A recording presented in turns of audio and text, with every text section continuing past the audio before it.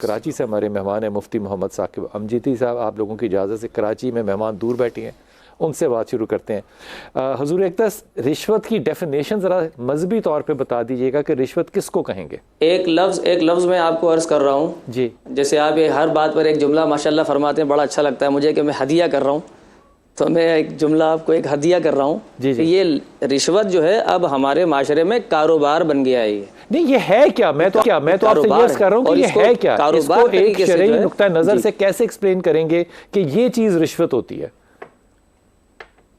جی دیکھیے, نبی مکرم صلی اللہ تعالی علیہ وآلہ وسلم نے رشوت کو یعنی لعنت کا ایک لفظ استعمال فرمایا جو کہ بہت زیادہ انتہائی ناراضگی کا سبب ہوتی ہے. نبی پاک علیہ الصلوۃ والسلام فرمایا جو رشوت لے اور دے اس پر اللہ کی لعنت ہے.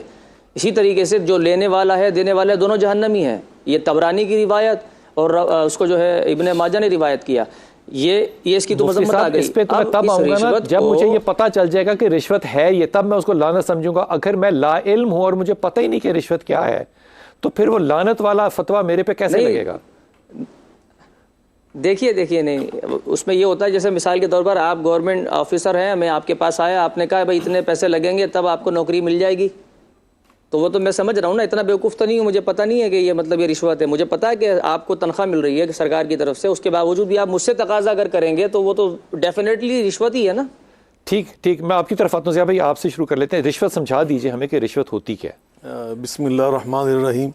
یقیناً محدثین کرام نے رحمہم اللہ تعالی, ہمارے ائمہ اسلاف, نبی پاک صلی اللہ علیہ وسلم کی اس حدیث پاک کا جو معنی مطلب واضح کیا, جہاں رسول اللہ صلی اللہ علیہ وسلم فرماتا کہ لعن اللہ الراشی والمرتشی, اور ایک فرمایا راشی والمرتشی کلاہما فی النار, اور ایک حدیث ہے کہ لعن اللہ الراشی والمرتشی والرائش, دونوں کے درمیان جو مڈل مین ہوتا ہے ان سب پہ اللہ کی لعنت ہے, رسول اللہ صلی اللہ علیہ وسلم کی لعنت ہے. تو وہاں جو رشوت ہے نا, اس کو انہوں نے معنی بھی بیان کیا ہے کہ رشوت کہتے ہیں کسے, وہ کہتے ہیں بذل المال لیتوصل بھی الی الباطل, مال کو خرچ کرنا تاکہ اس کے ذریعے جو حق نہیں ہے باطل ہے وہ حاصل کر لیا جائے, اس کو رشوت کہتے ہیں. ٹھیک ہوگی. تو یقیناً یہ بات کسی انداز سے بھی ہو سکتی ہے, یعنی کہ مال حق کے لیے میں خرچ کر سکتا ہوں, حق کے لیے تو بالکل جو میرا حق نہیں ہے اس کے لیے مال خرچ کرنا یہ رشوت ہوگی. یہ رشوت ہوگی. جب آپ کا اپنا حق ہے اور آپ لینا چاہتے ہیں لیکن آگے کوئی ظالم بیٹھا ہوا ہے اور وہ ظالم آپ کو اپنا حق نہیں دے رہا, سوائے اس کے کہ وہ کہتا ہے مجھے کچھ پیسے دیں, کچھ مجھے معاوضہ دیں,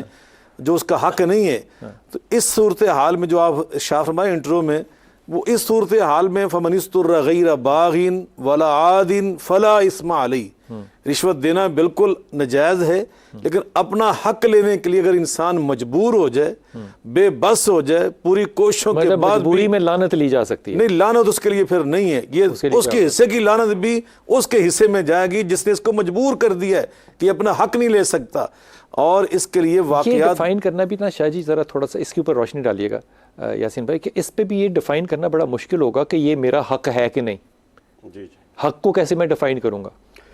جی, حق کو ڈیفائن کرنے کی جو دین نے صورت بیان کی ہے نا, وہ جو حق لینے والا ہے اس کی دیانتداری ہے, وہ اس کے اوپر دیکھا جائے گا آیا کہ وہ واقعتاً اس چیز کا حقدار ہے بھی یا نہیں ہے. اب یہ والا دوبارہ فرمائیے. سوری میں سن. جی, میں عرض کر رہا ہوں کہ حق کا مطالبہ جو ہے نا یہ اس کی پر ہے, نیت پر ہے. ظاہر سی بات ہے کیونکہ اعمال کا دار و مدار بھی نیت پر ہوتا ہے. اگر اس کا کوئی پرنسپل نہیں ہوا پھر یہ نیتوں کا بھاگ ہوا سارا. نہیں, اس کا پرنسپل بھی ہے, جس طرح کہ قبلہ پیر صاحب نے بیان فرمایا نا کہ دیکھیں ایک اس کا حق نہیں ہے اور وہ ناجائز حق کو یعنی پیسوں کے ذریعے یا ہدیے کے ذریعے اپنے لیے اس کو جائز قرار دیتا ہے, تو یہ تو رشوت ہو گئی. ٹھیک. اب اس کے اندر ایک اور بڑی اہم بات ہے کہ جس طرح کہ دیکھا جائے, سفارش رشوت ہے؟ نہیں, سفارش کی دو صورتیں ہیں. اگر وہ نیکی کے کام میں سفارش, نیکی چھوڑ دیں ابھی, سفارش کی دو, میں سفارش کرتا ہوں کہ جناب آپ مجھے اپنے پروگرام میں بلایا کریں. جی, میں آپ کے آنا چاہتا ہوں جو پروگرام میں آپ جاتے ہیں, میں مثال دے رہا ہوں. جی, اور میں کمپٹنٹ نہیں ہوں. جی, یہ رشوت ہے؟ یہ رشوت تو نہیں کہلائے گی, یہ رشوت تو نہیں کہلائے گی, لیکن اس کے اندر رشوت صرف پیسوں سے ہوگی, رشوت پیسوں سے سفارش نہیں ہوگی. سفارش کے اندر بھی قرآن عزیز کے اندر بیان کیا گیا کہ سفارش کے, کیا ہم لوگوں کو اس بات کی کلیئرٹی نہیں ہے؟ بلال بھائی, لفظ رشوت یہ صرف بذل المال, یہ مال پہ ہے, لیکن توسل بھی الباطل, وہ جو آپ فرما رہے ہیں وہ ہے غلط شفاعت, من یشفع شفاعتا سیئتا, جو بندہ سفارش کرتا ہے بری، جس کی بھی آپ مثال دیں کہ ایک بندہ کسی چیز کا اہل نہیں ہے اور وہ بغیر اہلیت کے اس منصب پر فائز ہونا چاہتا ہے کسی سفارش کے ذریعے، کسی کے واسطے کے ذریعے، تو یہ واسطہ اور یہ سفارش بالکل ناجائز ہے۔ نہیں ناجائز ہے یا رشوت ہے؟ نہیں رشوت نہیں ہے، رشوت نہیں یہ ناجائز کا پھر کیا مطلب؟ اس کے لیے الگ الفاظ موجود ہیں ہمارے دین میں، شریعت میں الگ اصطلاحات موجود ہیں۔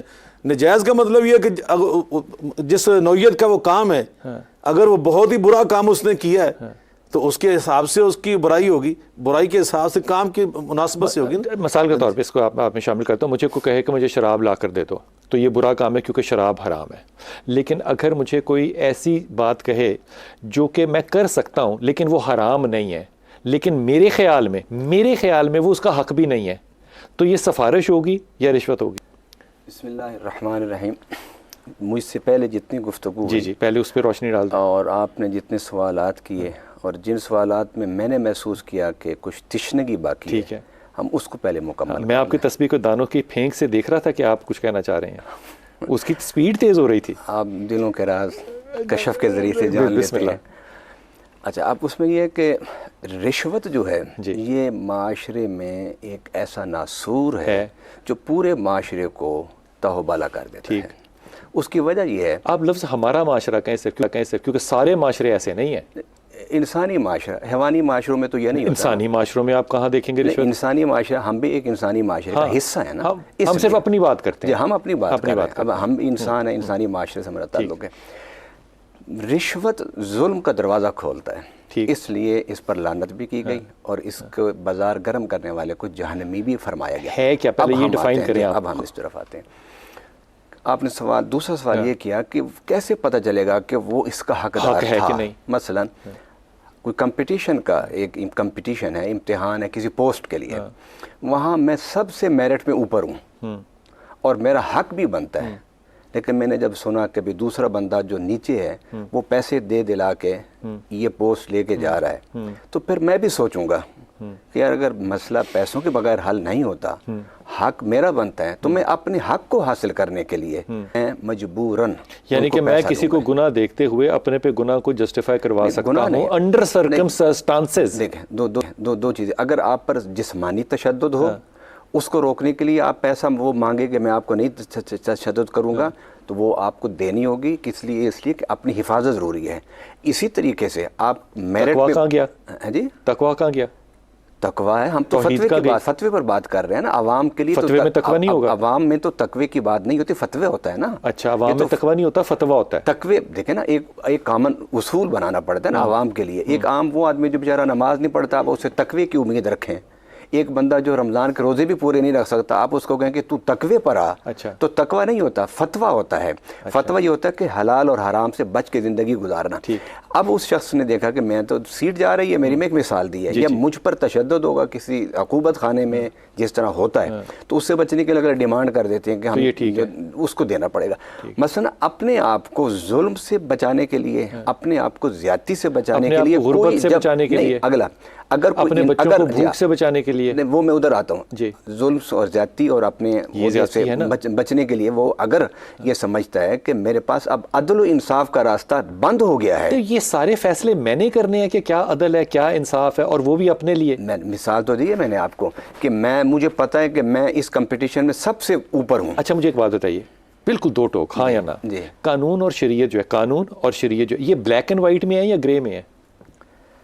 قانون شریعت جی دونوں الگ الگ، قانون اور شریعت یہ بلیک اور وائٹ ہیں یا یہ گرے ہوتے ہیں؟ نہیں، یہ گرے ہوتے ہیں، یہ انسانیت کے نفع کے لیے ہوتے ہیں۔ ابھی قرآن کی ایک مثال ہے، خنزیر کھانا حرام ہے، کتا کھانا حرام ہے، خون حرام ہے، یہ اللہ تعالیٰ نے قرآن میں ان کی بڑی وضاحت کی، جس پر اللہ کے نام کے علاوہ کوئی اور لیکن نام اس میں بہت بڑا فرق ہے، تو وہ چار چیزیں حرام ہیں نا۔ اچھا وہ چار چیزیں بہت بڑا فرق ہے، حرام ہے، بلیک اینڈ وائٹ، لیکن مجبوری میں۔ شاہ جی ایک عرض سن لیجئے، جو میں نے آپ سے کہا کہ شریعت اور قانون کیا بلیک اینڈ وائٹ ہے کہ نہیں ہے، آپ فرماتے ہیں کہ گرے ہے، آپ اس پہ تبصرہ فرما سکتے ہیں۔